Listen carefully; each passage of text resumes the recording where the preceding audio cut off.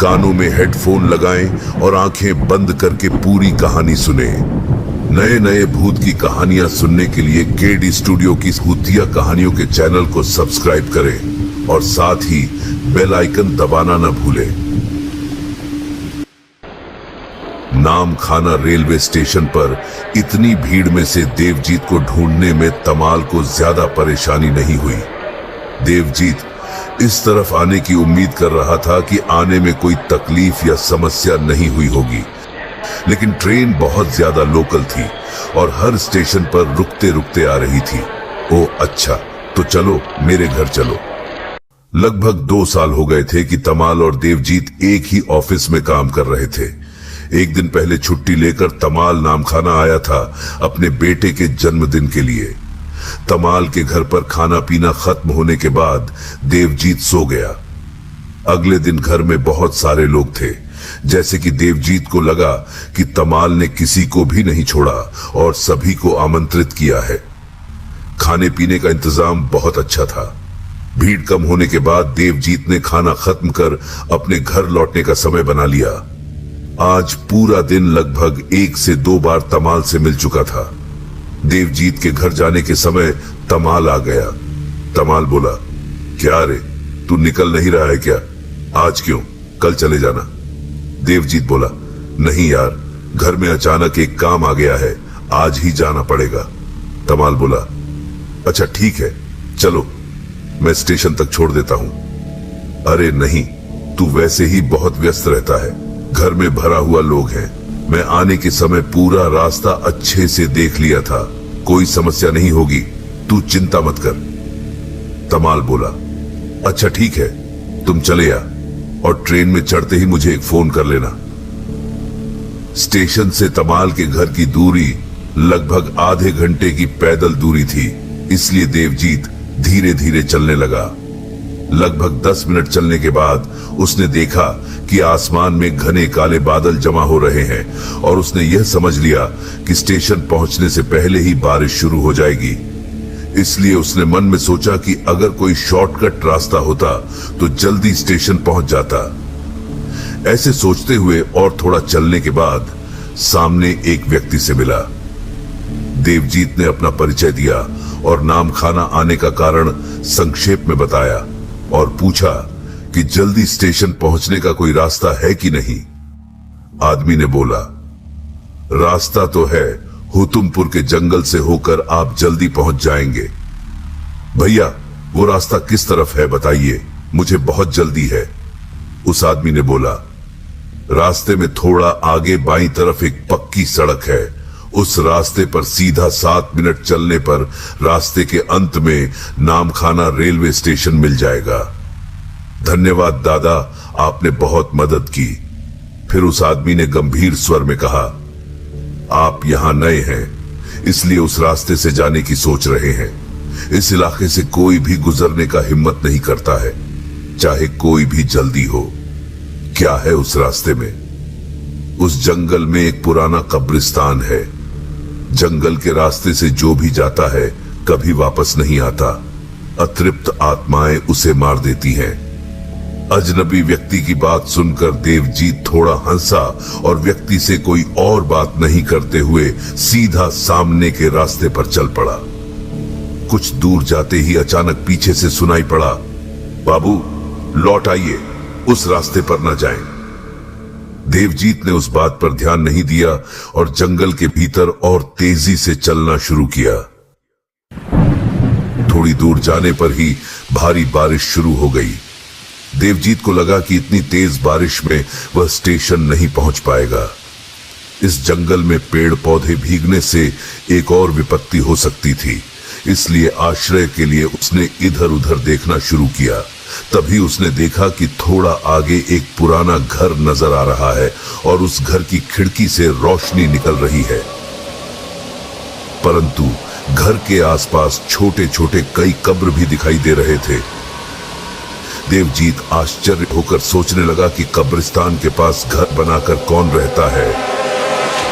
फिर भी बारिश से बचने के लिए उसने उस घर में शरण लेने का फैसला किया।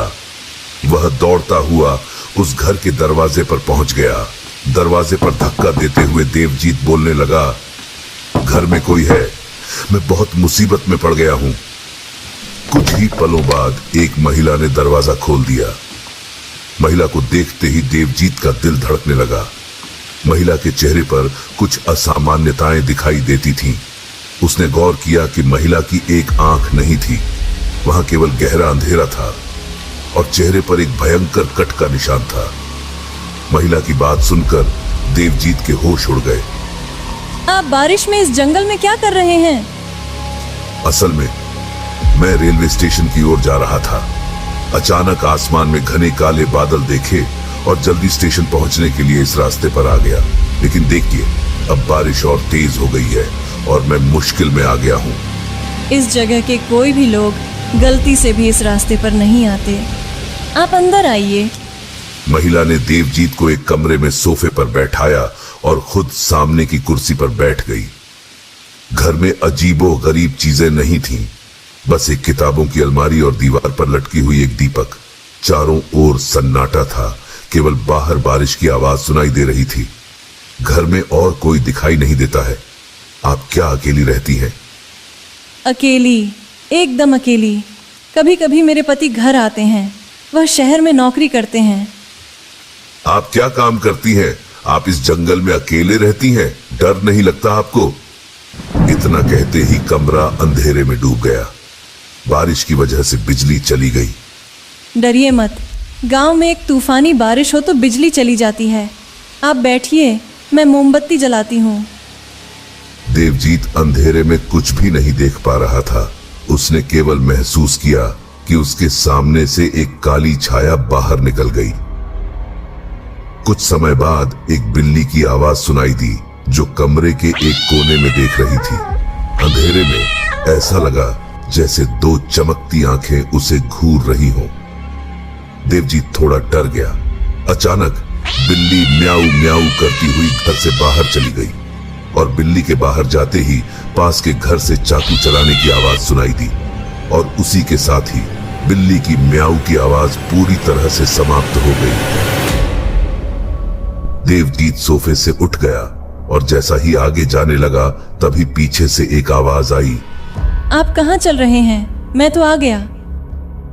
देवजीत आश्चर्यचकित हो गया। वह महिला घर में कैसे और कब आई? ठीक उसी समय पीछे के दरवाजे पर किसी ने दस्तक दी। उसने पीछे से सुनते ही चौंक कर पूछा, कौन आया है? महिला ने मोमबत्ती को एक टेबल पर रखते हुए कहा, आप यहीं पर रुकिए, मैं देख कर आती हूँ।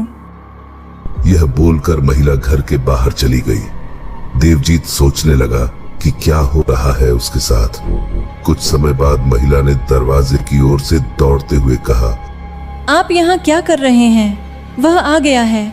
अगर आपको मेरे साथ देख लिया तो अनर्थ हो जाएगा। आप जल्दी से दूसरे कमरे में छुप जाएं। कौन आया है? आप इतना डर क्यों रही हैं? मेरे पति आ जाने वाले हैं। मुझे इस बारे में कुछ भी पता नहीं था। वह बहुत अच्छे व्यक्ति हैं, लेकिन बहुत शक करते हैं। आप कुछ समय के लिए दूसरे कमरे में छिपे रहें।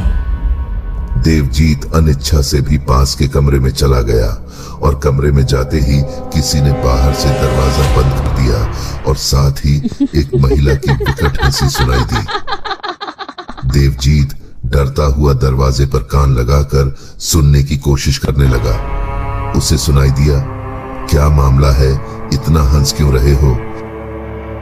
यह साल का सबसे मजेदार मौका है। गांव के लोग इस साल के भेंट स्वरूप एक जीवित व्यक्ति भेजा है।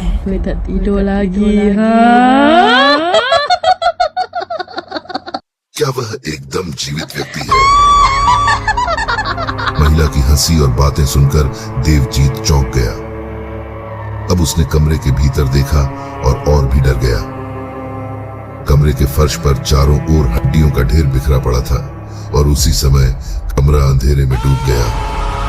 भयानक एक चीख सुनाई दी और देवजीत के जीवन का अंत हो गया। इस कहानी को भेजा है कोलकाता से शुभंकर भट्टाचार्य ने। आपको भी ऐसी ही कहानी भेजने के लिए डिस्क्रिप्शन में दिया हुआ ईमेल पर भेज सकते हैं। आज की कहानी यहीं पर खत्म होती है। कहानी अच्छा लगे तो एक लाइक जरूर करें, कुछ गलती हो गई है तो कमेंट करें।